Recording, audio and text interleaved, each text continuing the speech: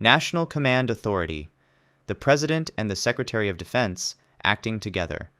Every lawful military order in the United States originates from these two offices and nowhere else.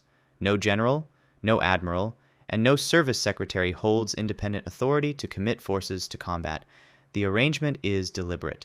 Civilian control is not a norm or a tradition in the American system. It is written into the structure of the chain itself at the top, with no military officer above it. Operational chain of command. The path and order actually travels. President, Secretary of Defense, Combatant Commander, and then downward to the units executing it. This is the chain that fights. It is organized by mission and geography rather than by service, which means an Army general in this chain may command Navy ships and Air Force squadrons with no reference to what uniform anyone is wearing. Administrative chain of command, a completely separate path running alongside the first. It goes from the President to the Secretary of Defense to the service secretaries and service chiefs, and it governs recruiting, training, equipping, promoting, paying, and disciplining. The services own the people. The combatant commanders employ them. A soldier deployed abroad answers operationally to a commander who has no say in their promotion, and administratively to an Army chain with no say in their mission. Chairman of the Joint Chiefs of Staff, the most senior officer in the United States military and not in the chain of command at all. The chairman is the principal military advisor to the President and the Secretary of Defense. Orders pass from the Secretary directly to combatant commanders, and the chairman may transmit them without exercising any command authority over the forces involved. This was made explicit by law in 1986 on the reasoning that the officer advising on whether to use force should not also be the one directing it.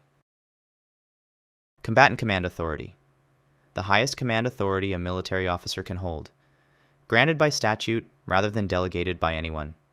It covers organizing forces, assigning tasks, designating objectives, and directing every aspect of operations, joint training, and logistics within a command.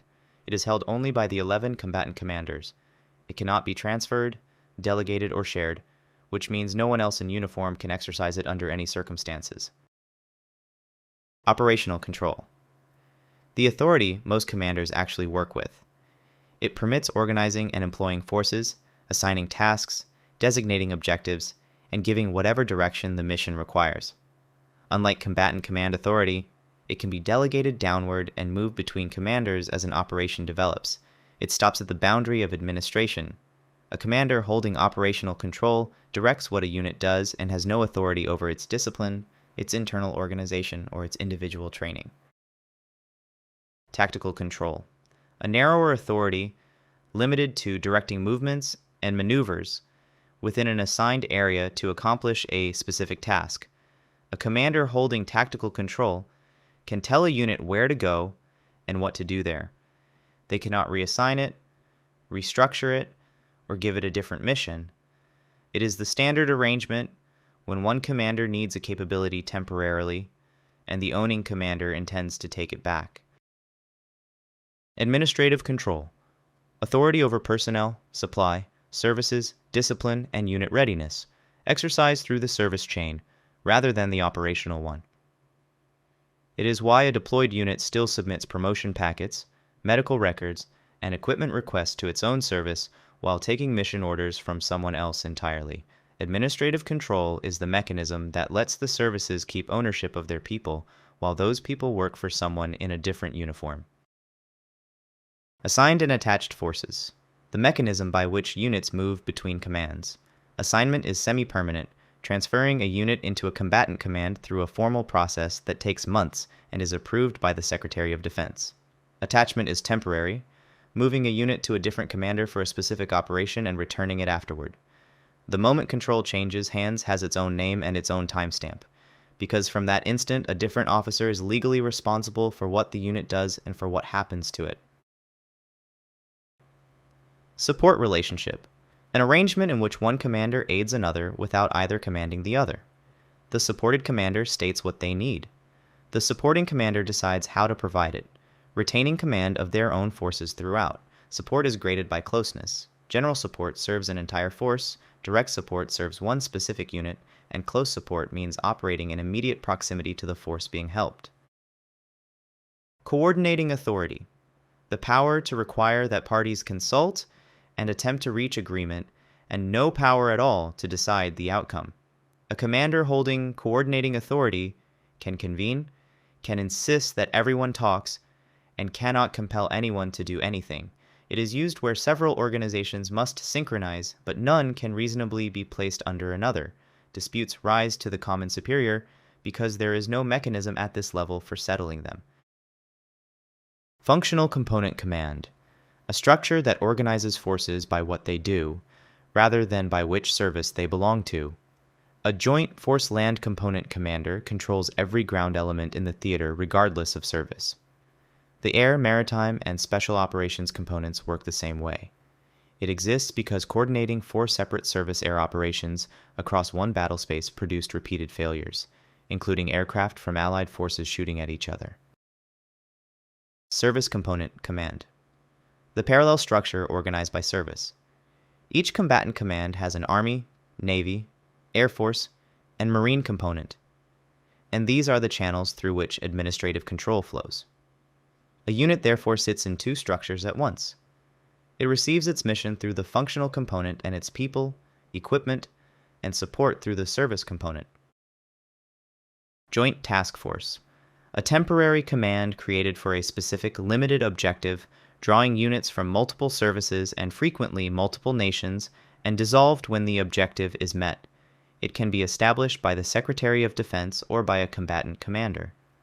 Its commander holds operational control over forces that belong permanently to other organizations, which makes the task force the primary mechanism by which the American military assembles a purpose-built formation on short notice. Installation command: authority over a military base as a place, rather than over the forces on it. An installation commander is responsible for security, safety, facilities, housing, and good order across the entire site. Units stationed there keep their own operational and administrative chains and remain fully subject to installation policy. A squadron commander answers to their own chain for how the squadron flies, and to the installation commander for everything that happens on the ground. Dual-hatted command: one officer holding 2 or more command positions in separate chains at the same time. The Supreme Allied Commander Europe is simultaneously the commander of United States European Command, holding NATO authority and American national authority in one person. The commander of United States Forces Korea holds 3 positions across American United Nations and combined Korean commands. The arrangement resolves what would otherwise be a coordination problem by making the same individual accountable on both sides of it. Multinational Command: 2 structures exist for coalitions. Under lead nation command, one country's structure absorbs the others, and its commander directs the whole force. Under parallel command, national chains run side by side and coordinate without any one of them being subordinate. Neither model removes national authority. Every contributing government retains the ability to refuse a specific task, a restriction usually called a national caveat. During operations in Afghanistan, some contributing nations would not conduct night operations, and others would not leave their assigned region at all. The commander held authority over the force, and not over what any nation would agree to do with it. Succession of command: automatic and immediate. If a commander is killed or incapacitated, the next senior officer present assumes command at that instant, with no order issued and no confirmation required. Assumption of command is a legal fact rather than a decision, and units publish the order of succession in advance so that nobody has to determine it under fire. The system is built on the assumption that the gap between one commander and the next is the most dangerous moment a unit can experience, so the design removes the gap entirely. Relief of command: the authority of a superior to remove a commander at any time, with or without a finding of misconduct. The stated reason is frequently loss of confidence in the officer's ability to command, and that phrase is a complete and sufficient explanation on its own. No hearing is required and no charge is filed. It is the sharpest instrument in the entire structure, because it can be exercised instantly, requires no evidence, and in nearly every case ends the officer's career permanently. Title 10 and Title 50, two separate bodies of law authorizing two different kinds of operation. Title 10 governs the armed forces and covers military activity conducted through the chain described here, acknowledged as American action. Title 50 governs intelligence activities, and covert action under it requires a written presidential finding and notification to the Congressional Intelligence Committees rather than the Armed Services Committees. The same physical operation can run under either. The raid that killed Osama bin Laden was executed by military personnel operating under intelligence authority, which placed a Navy admiral under the direction of the director of the CIA for the duration of the mission. Nuclear Release Authority, the narrowest chain in the American military. Only the President can authorize the employment of nuclear weapons. The order passes to the Secretary of Defense, who verifies that it is genuine and that it came from the President, and then to Strategic Command. The verification is a check on authenticity and not on judgment. There is no point in the chain at which anyone holds the authority to refuse a lawful order on the grounds that they disagree with it.